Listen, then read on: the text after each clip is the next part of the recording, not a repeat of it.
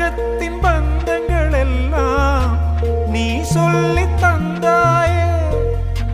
பிறப்புக்கும் இறப்புக்கும் இடையில் வழி நடத்தி சென்றாயே. உனக்கே ஓர் தொட்டில் கட்டி நானே தாயாய் மாறிட வேண்டும். ஆராரிராரோ நான் இங்கே பாட,